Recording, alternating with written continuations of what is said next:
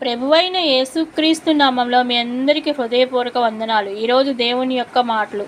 చదువుకోవాలని ఆశ కానీ అతనికున్న పేదరికాన్ని బట్టి స్కూలు ఫీజు కట్టలేని పరిస్థితి. అందుకనే మార్కెటింగ్ జాబు ద్వారా కొన్ని వస్తువులు అమ్ముకుంటూ వాటి ద్వారా వచ్చే డబ్బుతో స్కూలు ఫీజు కడుతూ చదువు కొనసాగిస్తుంటాడు ఒక బాబు.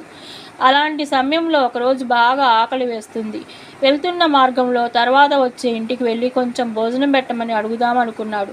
ఒక ఇంటికి వెళ్ళి బెల్లు కొడతాడు. ఇంటిలో నుండి ఒక యవనస్తురాలు వచ్చి తలుపు తీసింది. ఆమెను చూడగానే భోజనం అడగాలని అనుకున్న ఆ బాబు కొంచెం తాగటానికి నీళ్ళు ఇస్తారా అని అడుగుతాడు. ఆ బాబుని చూసిన ఆమె బాగా ఆకలిగా ఉన్నట్టు అనిపిస్తుంది. అందుకని ఒక పెద్ద గ్లాసు నిండా పాలు తెచ్చిస్తుంది. నెమ్మదిగా సంతృప్తిగా సంతోషంగా పాలు తాగిన తర్వాత నేను ఈ పాలకు ఎంత అమౌంట్ ఇవ్వాలని అడుగుతాడు. ఆ అమ్మ ఇతరులతో దయ జాలి కలిగి నడుచుకోమని నేర్పించింది కాబట్టి నువ్వు ఏమి ఇవ్వవలసిన అవసరం లేదని చెప్తుంది. ఆ మాటలు విన్న బాబు హృదయపూర్వకంగా ఆమెకు కృతజ్ఞతలు చెప్పి తన దారిన వెళ్ళిపోతాడు. సంవత్సరాలు గడుస్తుండగా ఆ బాబు వయసులోనూ విశ్వాసంలోనూ పరిపూర్ణంగా ఎదుగుతూ ఉంటాడు. ఇతరులకి సువార్త అందిస్తూ క్రీస్తు కొరకు బ్రతుకుతూ వృత్తిరీత్యా గొప్ప డాక్టర్ అవుతాడు. ఒకానొక దినమున యవనస్తురాలికి ఆరోగ్యం బాగలేకుండా ఉంటుంది.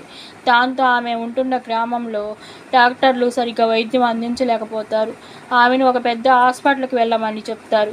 పట్టణంలోకి వచ్చి ఆమె ఒక హాస్పిటల్లో చేరుతుంది. ఆమె చికిత్స నిమిత్తం ఈ బాబు అంటే డాక్టర్ని రమ్మని పిలవగా ఆ ఊరి పేరు వినగానే ఆ డాక్టర్ గారికి చిన్న వయసులో ఆకలితో ఉన్న తనకు పాలు అందించిన ఆమె గుర్తొస్తుంది. రోగి ఉన్న రూముకి వెళ్ళి చూడగా అక్కడ బెడ్పై పడుకొని ఉన్నది ఎవరైతే తన ఆకలి తీర్చారో ఆమె. ఇలాంటి దాతృత్వం కలిగిన స్త్రీకి ఎలాగైనా మెరుగైన చికిత్స అందించాలని తన సాయశక్తుల ప్రయాసపడి చివరికి చక్కని ఆరోగ్యం వచ్చే వరకు వెంటబడి చికిత్స అందిస్తారు.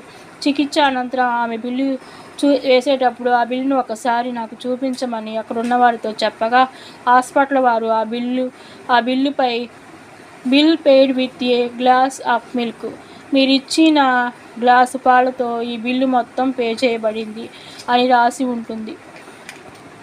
ఎంత బిల్లు వేస్తారు, అది కట్టడానికి నా జీవితకాలం మొత్తం సరిపోద్దేమో అని కంగారు పడుతున్న ఆమె ఆ బిల్లుపై ఉన్న మాటలు చూసి ఆశ్చర్యపడుతుంది.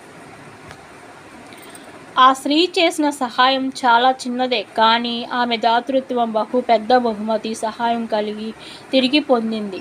గుర్తుంచుకోండి, మనం ఏం చేసినా మనుషుల నిమిత్తం కాకుండా దేవుని నిమిత్తం చేయటం నేర్చుకుందాం.